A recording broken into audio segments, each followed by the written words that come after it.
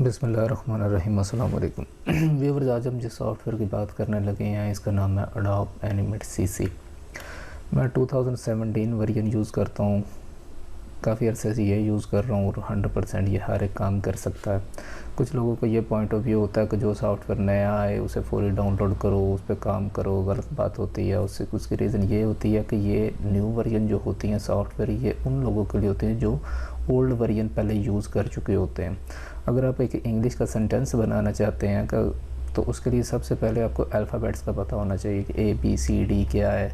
अगर A को B से मिलाए तो क्या साउंड बनेगा, उस हिसाब से सेंटेंस आपका बन सकता है। एक बंदे को शुरू से पता ही नहीं है कि सॉफ्टवेयर है क्या, वो फौरी भागते जाते हैं, जाकर जो लेटेस्ट वर्जन उसे डाउनलोड करके अपने गले में मुसीबत डाल देते हैं।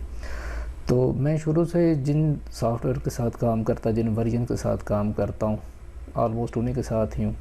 मैं 3D Max का 2018 आज तक यूज़ कर रहा हूँ। ऐसे 2017 इसका है। इसी तरीके के साथ मैं तो अभी तक उन्हीं पे 100% काम करता हूँ और करता आ रहा हूँ, क्योंकि हर सॉफ्टवेयर कंप्लीट होता है। मास भाई एक छोटा सा टूल और अंदर डालते हैं और नया वर्जन लॉन्च कर देते हैं।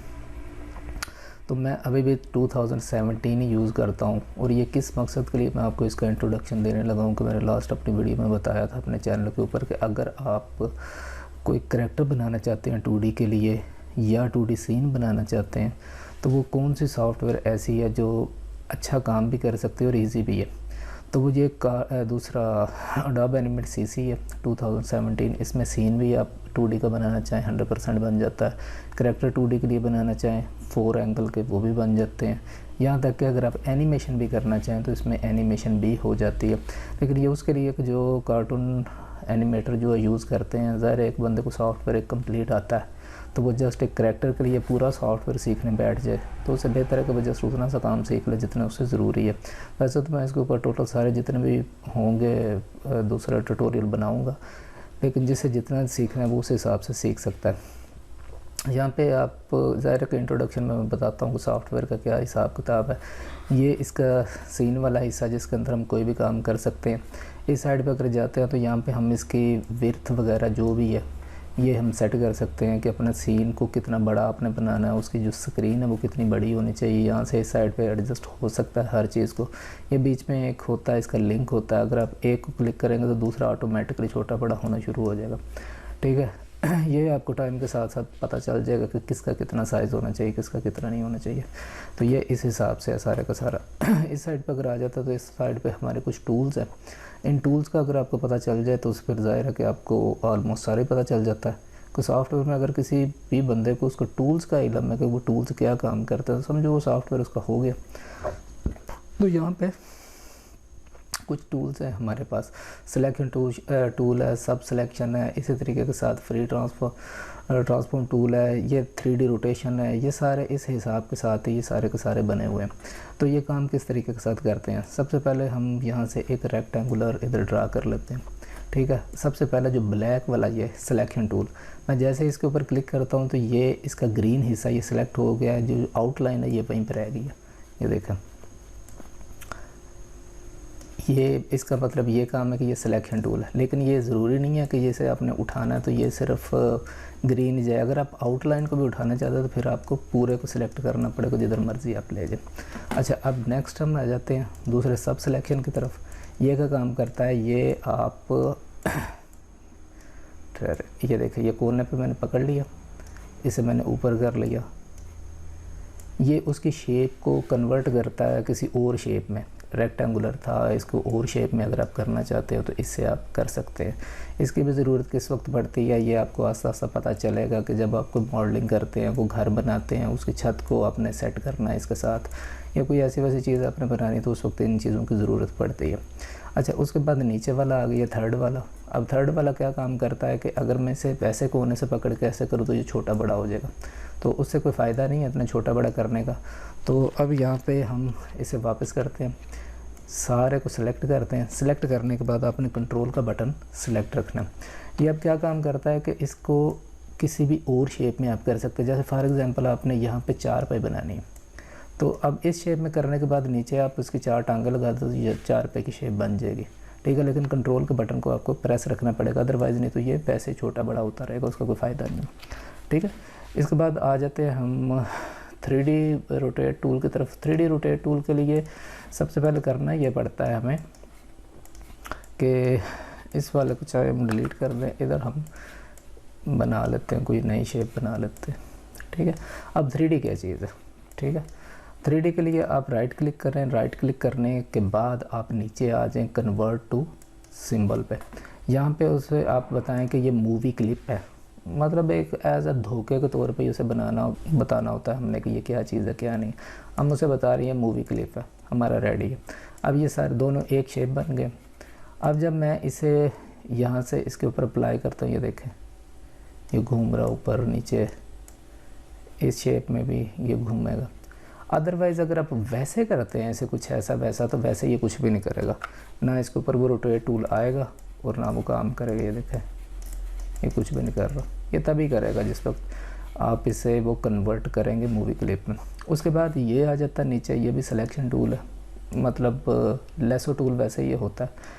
तो इससे क्या काम करते हैं कि हम किसी भी चीज़ के अंदर कोई चीज़ हमने ड्रा करनी है। फॉर एग्ज़ाम्पल ये देखें, हम यहाँ पे क्या काम करते हैं कि बड़ा सा हमने ये एक बना लिया सिस्टम सारा।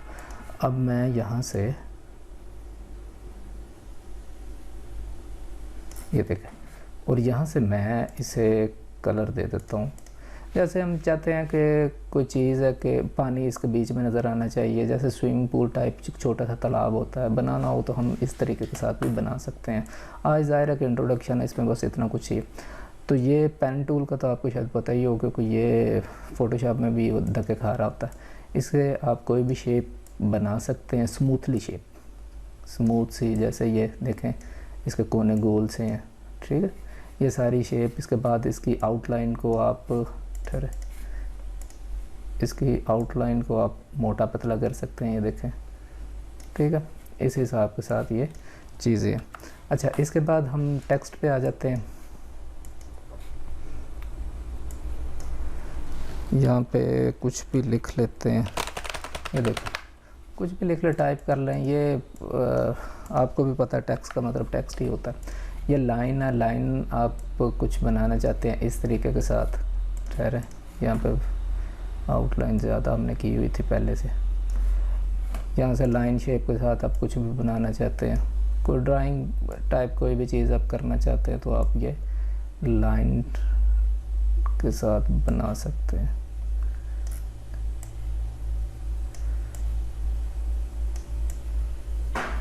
ये देखें,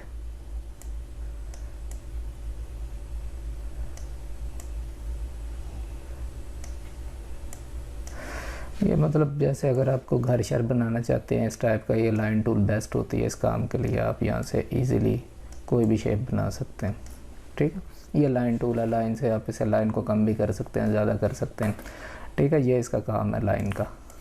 तो नेक्स्ट हम चले जाते हैं। उसके बाद ये रेक्टेंगुलर, जिसे अभी हमने ड्रा किया था, एक रेक्टेंगुलर हमारे पास ये है, एक इसके नीचे होता है, इसी के ऊपर क्लिक करेंगे दूसरा भी खुल के नीचे आ जाएगा। ये दोनों, अब इन दोनों में डिफरेंस क्या है? ये वाला जो है ये अपनी आउटलाइन को या अपने अंदर किसी चीज़ को हाथ नहीं लगाने देगा, मतलब हम इसे कुछ भी इसकी शेप नहीं बना सकते, लेकिन इसके ये कोने नज़र आएंगे आपको। ये इसके ऊपर अगर आप रख के ऐसे माउस को आगे पीछे करते हैं तो ये अपनी शेप से इस तरह लेता है। लेकिन ये दूसरे वाला जो है इसकी लाइनें उतार के जिधर मर्ज़ी ले जाएँ, जो करना है आप कर सकते हैं इसके साथ। ये बेचारा आगे से नहीं बोलने वाला, ठीक है। ये तरीक़ाकार होता है इन चीज़ों का। ये दो थी, ये भी आपको बता दिए।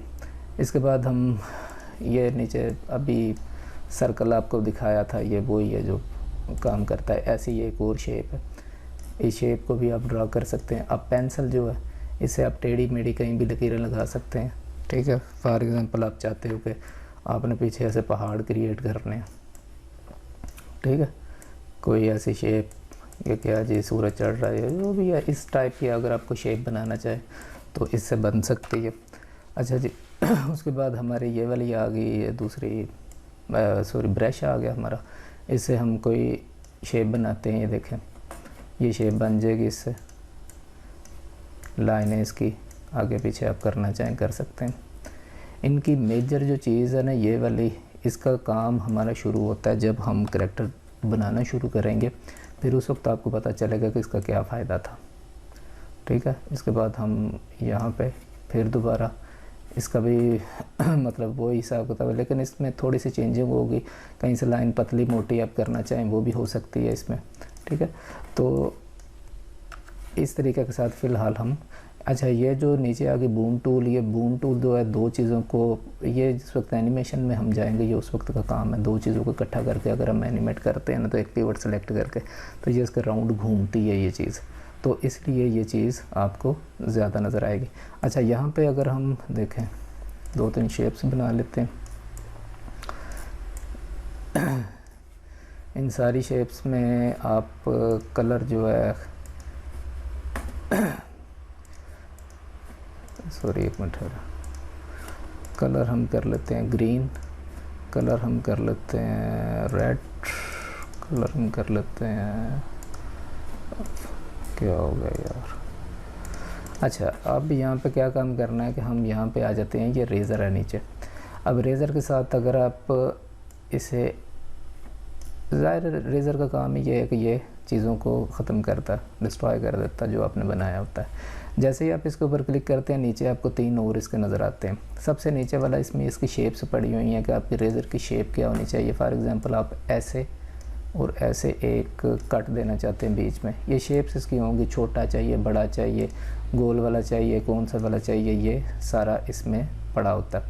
अब अगर आप ये चाहते हैं कि रेज़र मतलब ये नॉर्मली चले, ये देखें नॉर्मल मैं ऐसे ख़त्म कर रहा हूँ, आम जैसे करते हैं, लेकिन ये एक साथ में आपको ये टूटी सी नज़र आ रही है।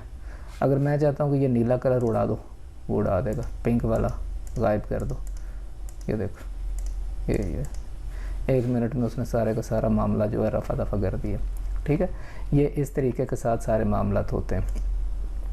अच्छा अब यहाँ पे मैं पेंसिल टूल लेता हूँ और एक मैंने लाइन लगाई, इससे आगे वाला जो टूल है हमारे पास, इस पे आ जाते हैं। ये टूल भी बेसिकली किस काम आता है कि जिस वक्त हम कोई मॉडलिंग करते हैं करैक्टर की, उस वक्त इसकी ज़रूरत हमें पड़ती है। ये देखें, मतलब मैं चाहता हूँ कि जो आँख के ऊपर वो जो होता है आईब्रो जो है, मैं वो बनाना चाहता हूँ, तो ये वो बना देगा उस हिसाब से, ठीक है। किस जगह पे रखना है उसे, कितना मोटा पतला करना है, ये उस शेप को जो है डिज़ाइन करता है। तो ये उस वक्त की बात है जिस वक्त हम मॉडलिंग स्टार्ट करेंगे सारा कुछ। तो बेसिकली ये वो चीज़ें होती हैं, ठीक है। यहाँ पे नीचे हम अगर आ जाते हैं इसके ऊपर कलर के ऊपर, तो ये कलर स्ट्रोक का है इस वक्त, मतलब जो मैंने लाइन लगाई थी वो ऑटोमेटिकली ब्लैक थी क्योंकि यहाँ से ये ब्लैक सेलेक्ट था। मतलब अगर मैं पेंसिल पकड़नी थी, ये देखें मैंने पेंसिल पकड़ के जैसे ही इधर मैंने ये लाइन लगाई वो ग्रीन हो गई है क्योंकि मैंने ग्रीन। अगर आप कोई वैसे चीज़ फिल करना चाहते हैं कि अंदर वाला उसका हिस्सा जो है वो होना चाहिए, ये देखें जैसे बाहर से ग्रीन है आउटलाइन और अंदर वाला जो है पिंक कलर का, ठीक है। तो ये जो नीचे वाला होता है ये अंदर वाला ज़ाहिर करता है कलर, जो ये दूसरा होता है बाहर वाला होता है। तो आज के ट्यूटोरियल में फ़िलहाल इतना ही मैं आपको बताऊँगा। नेक्स्ट अब हम स्टेप टू स्टेप जो है इस चीज़ के ऊपर काम करेंगे।